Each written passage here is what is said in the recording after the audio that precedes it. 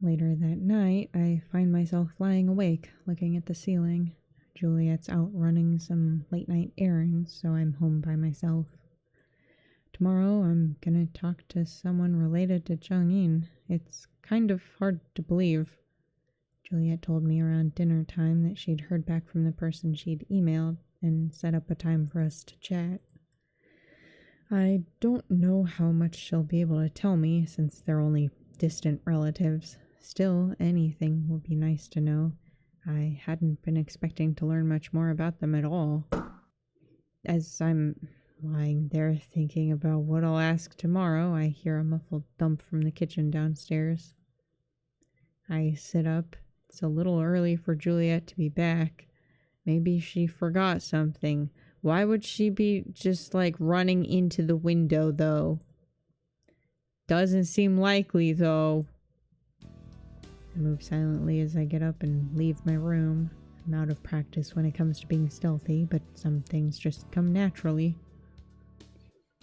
It's dark downstairs, just like we left it when we closed up for the night and I went to bed. I tiptoe over to the kitchen, peeking into the darkness. Juliet's not there, nor is anything else out of the ordinary. I look for what could have made that noise and finally notice Juliet's parasol lying on the floor. It must have fallen over randomly and hit the counter or something as it did so. What made it fall over though? Suddenly the door to the fridge swings open all on its own. Light shines out of it, revealing nothing. Pinch myself to make sure I'm not dreaming. Right before my eyes, an apple and half a sandwich that I made earlier float up off the shelf and into the open air, and the door shuts behind them, bringing back the darkness. The apple and sandwich float out of the kitchen and towards the front of the library, turning the corner and disappearing into the book room. I swallow. Some kind of magic is clearly at work here, but I don't know what kind. Consider going upstairs to get my phone and call Juliet, but my curiosity gets the better of me. Oh, now you have curiosity. Oh, now there's a sense of curiosity in that head of yours, huh? You fucker. Quickly but quietly, I follow in the same direction, poking my head around just in time to see the food float behind one of the far shelves. I take deep breaths as I move towards it, feeling my old fight-or-flight instincts kicking in for the first time in months. Pressing my back against the shelf, I slowly peer around the corner. Oh! Sitting on the ground with her back against the wall is a young girl. Her pointy ears mark her as some kind of fabled, rather than a human. She has the apple in one hand and the sandwich in another, and a raggedy blanket beneath her. She takes a noisy bite of the apple, smacking her lips as she chews, followed by a noisy bite of sandwich. God damn, the worst. Whatever I was expecting, it wasn't a kid. I jerk backwards in surprise, so startled that my shoulder bumps against the bookshelf, causing a couple books to fall on their sides with a heavy smack. Whip my head back around to see the girl drop the apple in fright, her eyes going huge. I step out in front of her, about to ask her name or what she's doing. Girl's scream takes me by surprise too, and in an instant she disappears from sight. 1 second she's there, and the next she's not. What the? I hear footsteps and feel the air move as she rushes past me, and I realize what's happened. She can turn invisible. Hey, wait! I reach out in the direction I think she is, but only grab empty air. I don't even know what I'd have done if I somehow caught her.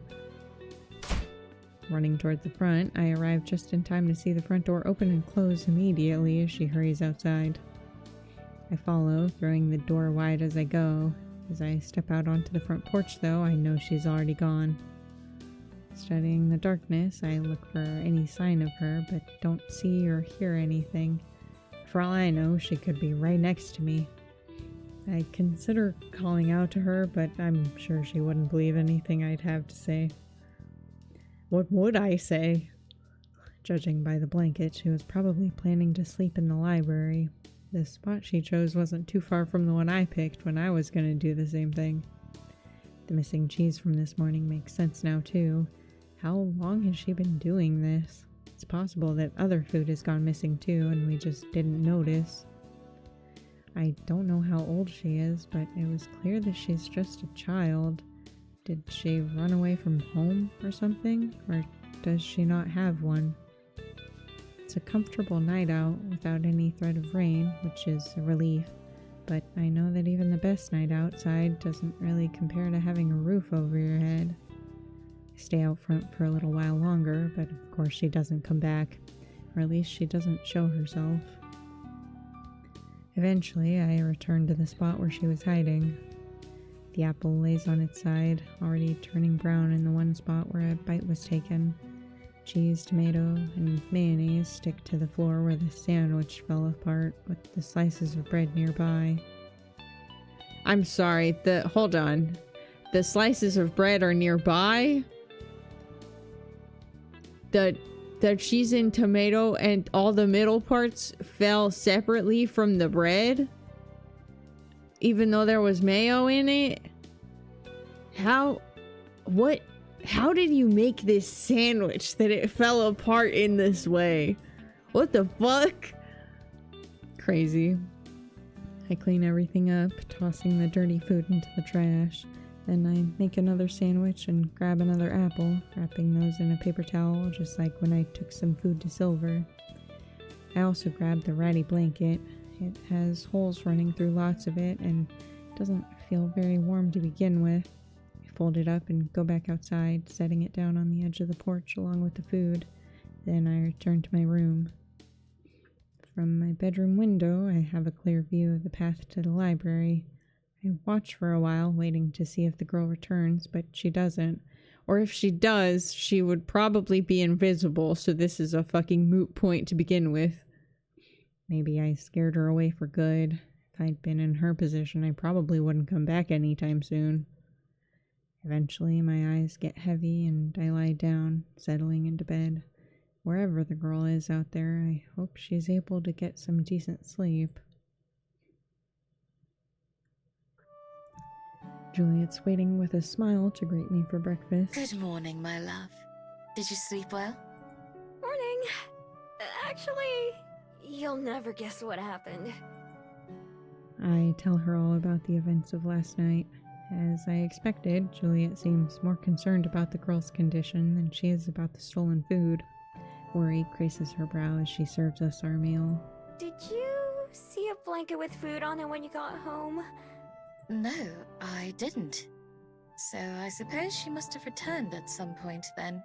Yeah. I look around the room.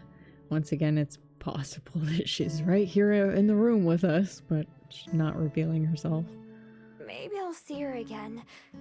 If I do, what should I say? I'm not entirely sure. I can only imagine that a child who has to steal food is living with difficult circumstances. But without knowing what those are, it's hard to say how we could help her. Or if she even needs help. That as well. Of course, Juliet goes straight to offering assistance without even having to think about it. That's basically where my thoughts were headed too, though. From the moment I stood upright, I had my survival instincts to keep me safe, and I was able to adapt to my new life as a thief pretty quickly. It's possible that this girl has been living the same way for a long time, but still, she's too young to have to. Well, I'll keep an eye out. If I do see her, I can try to learn more about her. At the very least, maybe we can find out where she came from. Yes, I think that would be for the best. I'll keep an eye out as well. On a lighter note, this arrived for you yesterday. Juliet retrieves a small envelope from the kitchen counter and hands it to me. She must have gotten it from the mail this morning. I take it and look over the names. It's the first time I've ever seen something addressed to me. It's from Cello! Juliet nods happily. I'd forgotten all about my promise to keep in touch with her. I'm glad she remembered. I use a nail to carefully open the envelope and slide out the folded paper inside. Dear Ms. Miho, how have you been?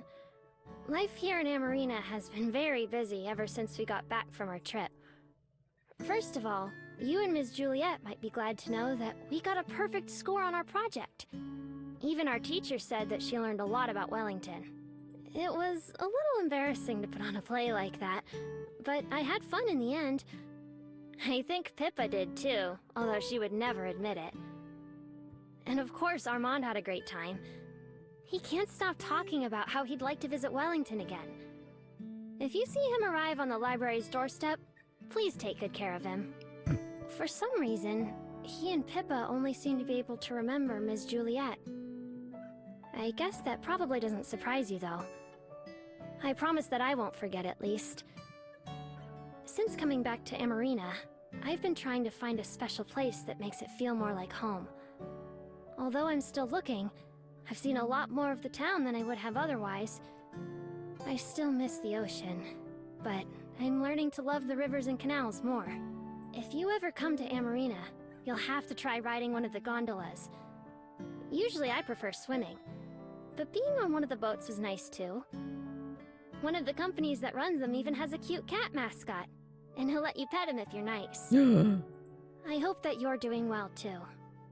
I'm looking forward to hearing about anything exciting that's happened. Please say hello to Ms. Juliet for me, and Happy New Year to both of you. Your friend, Cello. I'm still so pissed that we never fucking asked follow-up questions about why the hell she's able to remember us. When I'm finished reading, I tuck the letter back into its envelope so it won't get damaged. She says she's doing good. They got a good grade on their project. She also wanted me to tell you hello and Happy New Year. That's very sweet of her. I'm glad to hear their play was well received. Me too. She also said she's starting to like the town she lives in more too. Having some time away probably helped give her a bit more perspective. It's nice that she's finally settling in. I put the letter safely in my pocket so it won't get damaged. I'll write her a reply when I can. Our food has gotten a little cold because of all the talking, so we eat quickly before it gets much later. After that, it's time to start work and the rest of our normal routine. Between my upcoming call this evening and the mystery of the hiding girl, there's a lot on my mind, and I'm sure on Juliet's too. Still, even though the hours pass by slowly, I make it through another day until it's almost time for my call. When it's finally time for my meeting, Juliet helps me get set up on her computer and then lets me take it to my room. I adjust the screen until I can see it properly, and then I wait. My nervousness keeps building until I nearly jump when the call finally comes through. As the ringtone plays, I take a deep breath and then hit accept. The tiny person-shaped bubble on the notification dissolves, and for a second there's just a black screen. Then a woman appears. When the image comes into focus, she's squinting at the screen, probably waiting just like me, but then she smiles and waves as she's able to see me. Hello! Hi, I'm Miho.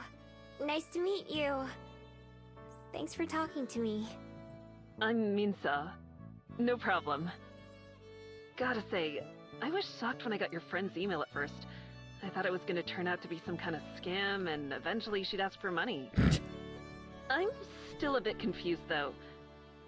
So you were friends with my ancestor? Sort of. I met them when I was really young. I was just a regular fox back then. Wait. A fox, like with 4 legs and pointy ears? Do you not know what a fox is? Have you not? Hello? What? What kind of reaction is this? Yeah. After I met Jongin, I turned into the person I am today. Whoa. So that was a long time ago, huh? But you look even younger than me. Oh, that's just not fair. Trust me, it has its downsides. And both of us laugh, and I can't help but be relieved that she already feels easy to talk to. That explains a lot, at least. So, Jongyun. You're the second person to ask me about them this year, you know? What? That's 2 times more than most years. What? Who was the first? These guys at some archaeological society who Oh. are putting on an exhibition. They wanted permission to display some of their old works. Are you the only family they have? The only one who can use a computer, at least.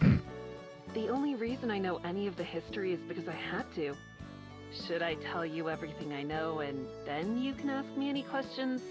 No promises if I'll be able to answer them, though. Sure, that works for me. Let's see. Well, I'm not related to them by blood, for one thing. They didn't have any kids of their own. But they got married and they and their wife adopted several children. I'm related to one of those kids. They were part of the Young Bun class, a noble and a scholar. But rather than be stuck at home suffering through court life, they hid their identity and snuck away to travel the world instead. Minso speaks with a practiced tone, like she's given this speech a few times. Still, I listen with rapt attention, memorizing every detail. They spent years on the go, seeing everything they could, before finally coming back home to Korea to settle down and start a family.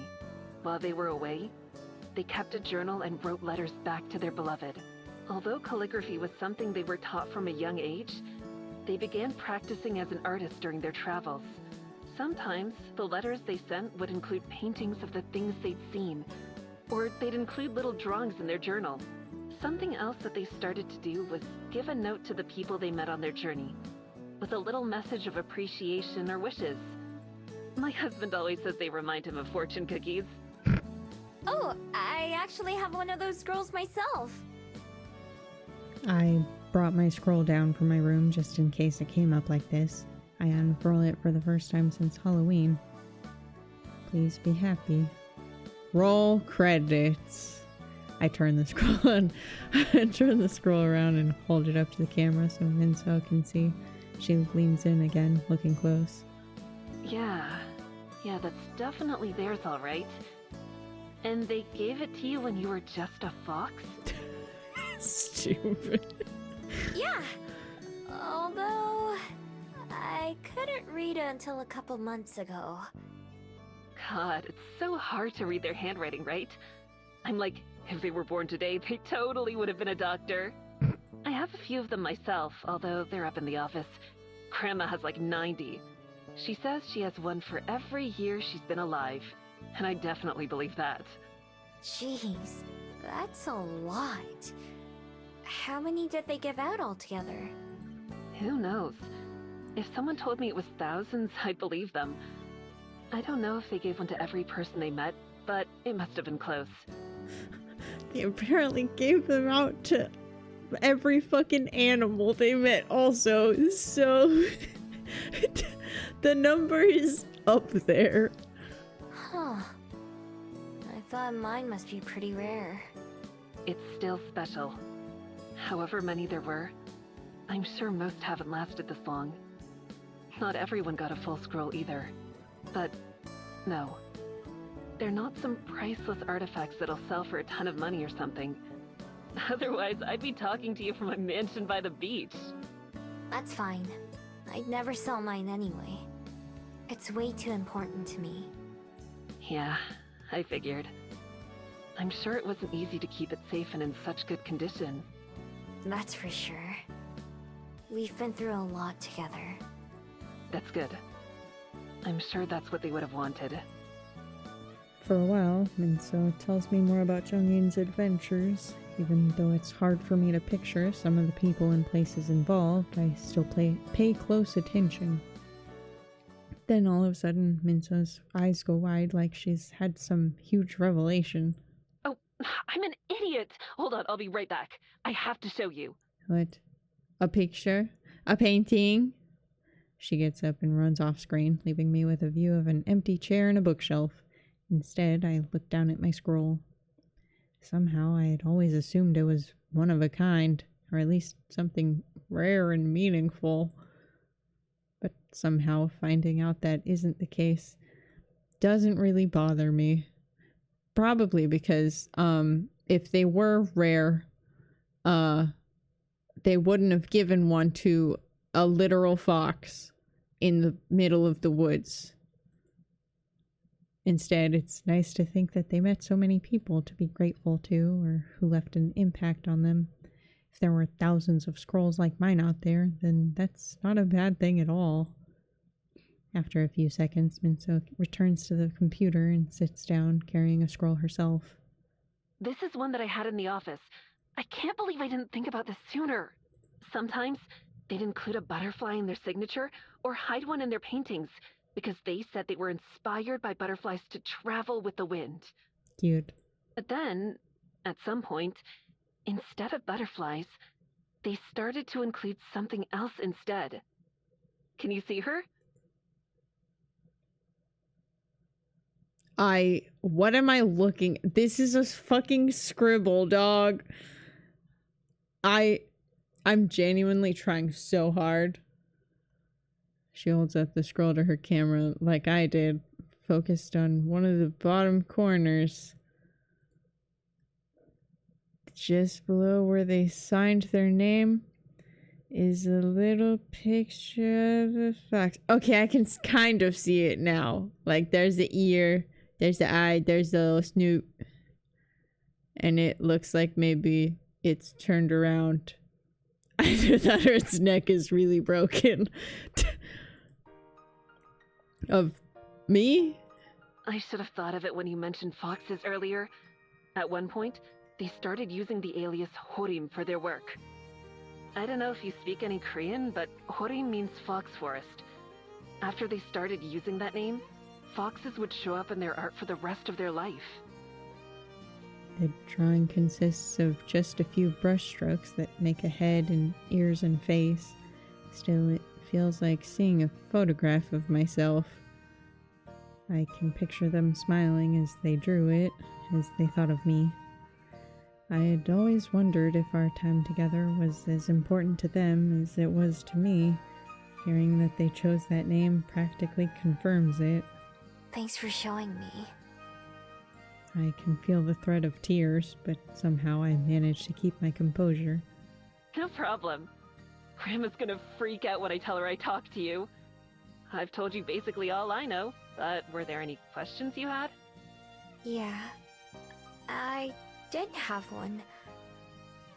I'm a little afraid to know, but... I take a deep breath. They were human, so my question is only natural, but still. Exhaling, I make myself ask. How'd they die? Minso smiles. Old and peacefully. Their wife outlived them, but not by too long. They had the typical funeral that was expected when they passed away, but then they actually had one final secret request to their family. They wanted to be cremated. Back then, it was basically unheard of, especially for someone of their stature. But they really wanted it to be done so that they could have their ashes scattered. That way, the wind could pick them up, and they could keep traveling forever. So then... It sounds like they were happy. Oh yeah. They told their kids that they had no regrets, because they'd live as full and rewarding a life as they could. I am afraid that if I try to say too much, I'll start to cry, so I just nod instead while I find my voice. I'm glad to know that. Of course, of course. It's only right that you know, considering how many foxes showed up in their work. I think Minso can tell I'm having a tough time holding it together because her voice takes on a more sympathetic tone. Was there anything else you wanted to know? That didn't sound like a sympathetic tone, but okay. I don't think so. You told me everything I wanted to ask. I only found out their name a couple months ago. Until then, I just thought of them as my person in my head. So, really, I've learned a lot more than I could have hoped for. Aww. Well, I'm happy to help. Your friend has my contact info, so you can message me anytime if you think of anything else. I guess, if you think about it, you and I are kind of like family, right? Since it sounds like they raised you just as much as they raised their kids. Like my great, whatever. Really? She laughs. Sure, why not? The more the merrier, right? I think that's how they would have seen it too. Thank you. I really appreciate it. Family. I may have a girlfriend, but family is something new to me. Silver called us sisters, but that doesn't count. That doesn't count even a little bit. That's the kind of fucking sister that you don't talk to ever. Makes my heart warm. No problem. I'm sure we'll talk again, so I won't say goodbye. Instead, how about see you later? I'd like that. Although, there's just one thing. What's that? I explain my magic and how everyone forgets me after a day, except for Cello, who we've still not figured out why that happened. Nodding sympathetically, Minso agrees to join my list of people who check in with me every day. I'm glad she's so understanding, but it's just another reminder that I need to find a better, more permanent solution for people forgetting about me. The second our call ends, I let out the sob I was holding back. Thought I was done crying over Jungin, but apparently not. Except this time, it's the good kind of crying. After all my searching, and even after their death, I finally got the answer to the question my heart wanted to know. They cared about me too. I try to imagine what their home must have been like, their wife and kids. I'm sure they were all smiles. Still, it's difficult for me to imagine how they looked. Instead, I can picture them, traveling just like when we met, going from place to place freely, wherever the wind took them. Just like me, really. Someday I'd like to return to some of those places that I've been before and see them properly, instead of just blindly searching for one person and ignoring everything else. I'd like to visit them with some of the same wonder that Jungin felt. More than anything, I wish I could tell them about what I've experienced and learned on this path they sent me down. Even though I can't, there's one thing that I can now say for sure. They would have been proud of me. After I finish my call with Minso, I end up going for a walk. It's the best thing for me to clear my head when I'm overwhelmed by my emotions. Glad to know that Jungin was just the kind of person I always imagined them to be. Warm, loving, and always looking for the next adventure. Knowing that, I feel like I finally have some closure. Not that I ever doubted them, but it's good to hear from someone who knows for sure. As I pass through the Wellington streets, I can't help but think of the girl from the library. She reminds me too much of myself, scared and alone and struggling to get by. It's because we have so much in common that I know helping her will be difficult. The only reason I accepted Juliet's kindness was because she tracked me all the way down to my den, and because I was confident enough in my ability to get away if things went wrong. While that turned out to be the best decision I ever made, at the time I was full of doubt. Can't really blame the girl if she feels the same way. Passing by the Bell House, an idea strikes me. If I can't earn her trust with words, maybe I can try something else. Sweets. I stop by another bakery and buy a slice of decadent-looking chocolate cake. The person who cuts it for me places it in a fancy box with a ribbon on top. Costs me several hours' wages, so it better be good. With my bait in hand, I return to the library and wait until nightfall to put my plan into action.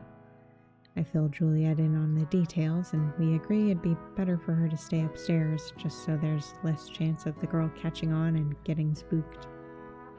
We haven't had any more food go missing or move around today, so we're not even sure if she's around. I keep an eye out for the scruffy blanket or any other indicators, but don't see anything out of the ordinary. Well, I won't be too disappointed if I end up having to eat the cake for myself. After finishing dinner, I take the slice out of the box and put it on a plastic plate, then put that back into the fridge. Then I go up to my room to wait. watch TV for a while, but keep the volume low and rest my eyes without actually falling asleep. Keep my door open just a tiny bit, but not enough that it would be obvious from downstairs. Finally, around midnight, I hear a noise from below. Crawl out of my room and down to the kitchen, where a tiny bit of light is emanating from the fridge. She's so itty bitty. Sure enough, it's the girl again. This time, she doesn't bother taking her prize back to the shelves or even turning invisible. She stands in plain sight with the plate in one hand. She devours the cake, not even bothering to use a fork. Instead, she just uses her fingers, tearing off one bite at a time. Her face and hands are covered in chocolate frosting. She's so distracted that she doesn't even notice me approaching, though I make sure not to block her off from the front door so she doesn't feel trapped. Hey. Her reaction is the same as yesterday. Bug-eyed, she drops the plate and what little is left of the cake as she hops backward before realizing she's just put herself further away from the exit. I stay still, other than holding up my hands to try to show her I don't mean any harm. It's okay. You're not in any trouble. I bought that cake for you. I try to keep my voice calm and low, as close to how Juliet usually talks as I can manage. The girl whips her head back and forth, probably looking for anyone else who might be hiding from her as she angles herself towards the door. She doesn't turn invisible, at least. I won't try to stop you if you want to leave, but I was hoping I could talk to you. The girl stares at me mistrustfully from the other side of the room. I wonder if she can even understand me. Lowering my hands to my sides, I maintain my distance, trying to look as not scary as possible. I'm gonna turn on the lights, okay? No response. I decide to just go for it and flip them on. Although she blinks at the sudden brightness, it doesn't make her run any farther. You were hiding out in the library, right? And sleeping on the floor? More staring. I notice she doesn't have her blanket with her. It's okay. I'm not mad. Neither is Juliet, the other person who lives here. Maybe you've seen her around. At last, the girl gives a slow nod. Taking that as a good sign, I put on my friendliest smile. I did the same thing before. I was hiding behind some of the shelves and Juliet found me. I thought she was gonna kick me out, but she was actually really nice. She let me stay in one of her extra beds and even gave me some food too. I bet you're so hungry, right? Even after... Oops! My bad. I accidentally clicked. Another reluctant nod. She hasn't moved at all since I started talking. I can make you a sandwich or something if you want. That's what Juliet made for me. Do you want one? This time she doesn't respond, just stares at me from afar. You don't have to if you don't want it. We just want to help you out, since it seemed like you might be in trouble. Finally, the girl points at me. Ain't you a wolf? Am I... Huh? Your ears. Wolves eat little girls. It takes me a second to process what she said. At least she can talk. Oh, no. I'm not a wolf. I'm a fox. Look. I hold my arms out and transform, shifting into a fox. The girl's eyes go wide again, even bigger than when she was running away. I turn in a small circle to show her, fluffing out my tails, but I don't get any closer. Then I change back. See? I've never eaten someone. Promise. The girl watches me, trying to decide if she believes me or not. Even though she's so young, I can imagine what she must be thinking and feeling right now, trying to weigh up the dangers of sticking around versus just getting out while she can. Couldn't really blame her if she decides not to trust me. Even though I'm being honest, there's no way she could know that for sure. It's a dangerous world out there. I can change too. Watch. Oh, Oh. I was like, where'd she go? I forgot that she does the invisible thing. Stupid. Taking a deep breath, she puffs out her cheeks and then disappears from sight. Whoa, that's really cool. Bet it comes in handy a lot, huh? She reappears a few steps away from where she started. She nods. Before I started living here, I had to steal all my meals too. I would have loved to be able to turn invisible like you can. She nods again. I can see her relax a little bit, slouching her shoulders, although I'm sure she'd still take off if I made one false move. I decide to keep going and stop if it seems like she gets uncomfortable. Anyway, my name's Miho. What's yours? Lyra. Lyra. That's a nice name. Do you want me to make you that sandwich? Swallowing, she licks her lips. You can come with me, or I can bring it to you out here. What? Where are you gonna make the sandwich? This is the kitchen. Huh? Why? Why what? Why are you being nice to me? Looking at her face, I can see the conflicting emotions. That desire to say yes while also being so uncertain. I probably asked Juliet that same question back then. Because someone was nice to me once. More than once, actually. They helped me out when they didn't have to. Even after I stole from one of them. I'll bet you were only stealing food and hiding because you have to, right? I know how that feels. That's why I won't stop you if you want to go too. Whatever risks she's calculating, she finally arrives at the same decision I did back then. Okay. I want it. Okay. Is the same kind as last night fine? Yeah. Opening the fridge, I take out a jar of mayonnaise, some slices of cheese, a tomato, and enough bread for 2 sandwiches. After a bit of thought, I take out a few slices of salami too. Cut up the tomato as best as I can, although the slices aren't as even and pretty as when Juliet does it. Then I lay out the bread on 2 plates, spreading a layer of mayo onto a couple slices. That's too much. Oh, okay. Fucking tough customer, huh? Huh? I turn around to see the girl watching me from the entrance of the kitchen, hands on her hips. I don't want that much mayonnaise. Oh. Okay. Well, at least she doesn't have any problem with saying what she wants. I use the flat edge of the knife to scrape off some of the spread from one of the sandwiches and then layer the cheese and tomato on top. After cutting them both in half, I walk towards Lyra to give her her plate without thinking. When she tenses up, I freeze mid-step. Here you go. I lean forward and stretch my arm out, handing it to her from as far away as I can. She cautiously takes it, backing up a step as soon as it's in her hands. We both eat our sandwiches in silence, watching each other from opposite sides of the kitchen. She finishes her whole snack in the time it takes me to eat just half of mine, smacking her lips loudly as she chews.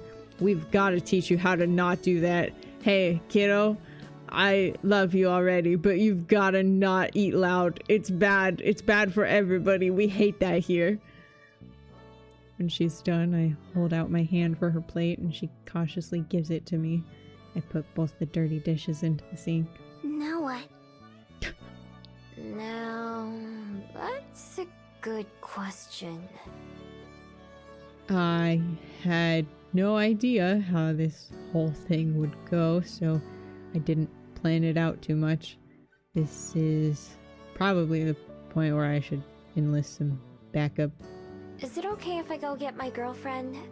She's the one who owns this place. She'll definitely want to talk to you too. The vampire lady? That's her. Okay. She gives me a wide berth as I leave the kitchen, even though it requires putting herself farther away from the front door. You can sit down if you want. Wherever's most comfy for you. I'll be right back.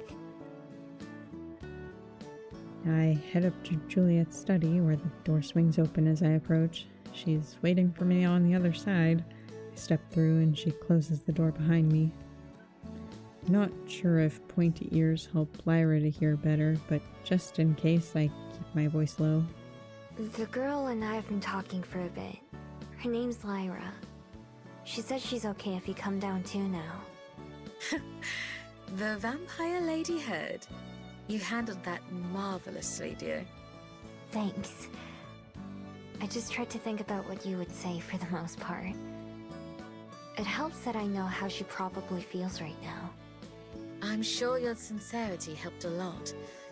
For what it's worth, I don't think I could have done any better. Oh, I don't know about that. You're a lot better with words than me. Words aren't as important as intentions. And I'm sure she could tell that yours were good. What do you think we should do now? I didn't ask, but I'm not sure if she has anywhere else to go. Let's go downstairs and talk to her. I have an idea for tonight, at least. I follow Juliet back to the kitchen, where Lyra's taken a seat at the dining table. She tenses up as we approach, but Juliet also keeps a respectful distance. Good evening, Lyra. My name is Juliet. It's nice to meet you. Miho told me the two of you spoke for a while. Would it be okay with you if we sat down as well? Eyes flicking from me to Juliet and back again, Lyra eventually nods. Juliet and I pull out chairs as well and sit next to each other on the other side of the table from the kid. Would you mind if I asked you a couple of questions? You don't have to answer anything you don't want to. Okay. Thank you. Would I be correct in assuming that you've spent a few nights sleeping in the library? Yeah. I had a blanket, but it's lost now. Where'd it go? I see. If I may ask, does your family know where you are? I feel like the first question that you should ask before this one is, do you have family that doesn't suck? Ain't got one. Well, there it is. You don't have a family? Is there anyone that you live with? Or who takes care of you? Nah, I'm by myself. Is there somewhere that you live? Or usually stay at? Not anymore. Not anymore. Does that mean you did until recently? Yeah. The girl isn't exactly forthcoming with information, but Juliet takes it all in stride, maintaining that calm, even tone that I was aiming for. May I ask what happened? Lyra looks down at the ground, bringing her thumb up to her mouth and biting her nails. Now that it's not a yes or no question she's being asked, she seems less inclined to answer. You don't have to tell me. But if there's someone out there who may be worried about you, then wouldn't it be nice for them to know that you're safe? There ain't. I left. As in, you ran away? Yeah. They were bad. Mean. They hurt me. So I left. Your family? No. My parents died. They were people who said they'd take care of me, so I had to live with them. Nobody asked me. But they didn't care about me. They told me that. Hey, give me an address. Hey, real fast, just give me an address. Juliet and I exchange a look. Lyra says all these things so matter-of-factly, still looking at the ground. I'm so sorry to hear that. Both about your parents and the awful situation you were put in. I'm very glad you were able to get away. Really? You believe me? For the first time, there's a flash of excitement from the girl. It's impossible to know if she's telling the truth, but we don't have any reason to doubt her. At the very least, it would make sense why she's so skittish. I don't see why I shouldn't. I tried telling people, but they didn't listen. Said I was making it up, but I'm not. Hey, give me the addresses of those fuckers too, okay? For the first time since I started talking to Lyra, she raises her voice emphatically. Her fists are clenched, and she looks at both of us like she's trying to see if we mean what we say. I've met plenty of mean people too. I know how awful they can be. Her sharp glare slowly dissolves as two big tears well up in the corner of her eyes. Her lower lip quivers. Nobody ever believes me. There. You're safe now. We believe you. I expect her to start crying, but Lyra manages to keep it together. She wipes away the tears and then goes back to glaring. I won't go back there. No one can make me, so don't even try. I love this kid. We wouldn't dream of it. Can you tell me if you came from around here, though? We're adopting her immediately, and also she's gonna give me that address and I'm gonna burn that house to the ground. I got on a bus and rode for a long time. I knew this was a big city, so I came here. I see. I know that neither Miho nor I want to make you go back somewhere you were hurt, or do anything you don't want to. We also don't want you to have to worry about finding somewhere safe to spend the night, or finding food. If you'd like, there's an extra bed here that you can use, so you don't have to sleep on the floor. Tomorrow, we can talk more. Would you like that?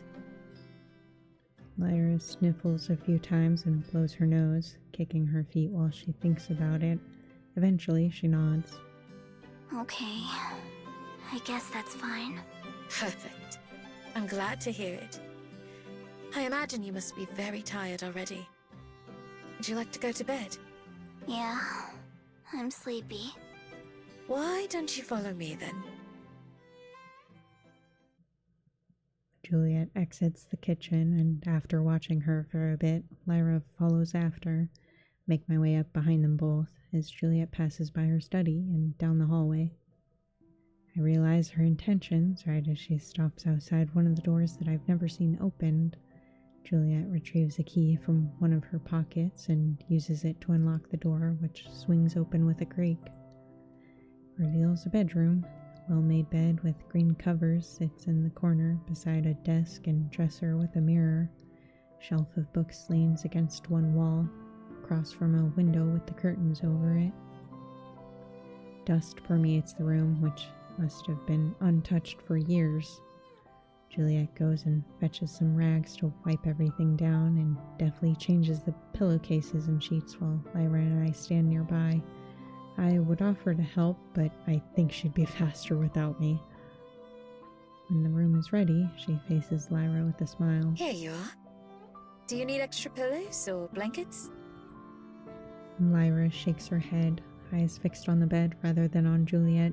She walks towards it like a zombie. Wonder how long it's been since she slept somewhere comfortable. Miho and I will bid you goodnight then, and see you in the morning. Would you like me to leave the door open? She nods as she climbs into the bed, poking the pillows as if checking to see if they're real. She doesn't pay us any more attention as we leave the room, already halfway asleep by the look of it. The two of us go back to my room, standing in the doorway. Well, this has turned out to be a much more eventful day than I expected. Yeah, me too. I figured she had just run away from home or was playing a prank or something. I wasn't expecting her to have had such a rough life already. Indeed. I felt my heart break at her words, sparing as they were. You never could resist helping out someone who needs it, huh? It's true. So far, those have been some of the best decisions of my life. Juliet leans in and kisses me as we wrap our arms around each other. I know we're both thinking the same thing. There's gonna be a lot to talk about tomorrow. When we part, Juliet presses her forehead against mine. Shall we resume this in the morning, then? Yeah, sounds good. This part too. Give her a quick follow-up kiss for good measure. I'll be looking forward to it. Good night, Miho. Night. I hop into my own bed and close my eyes, waiting for sleep to take me.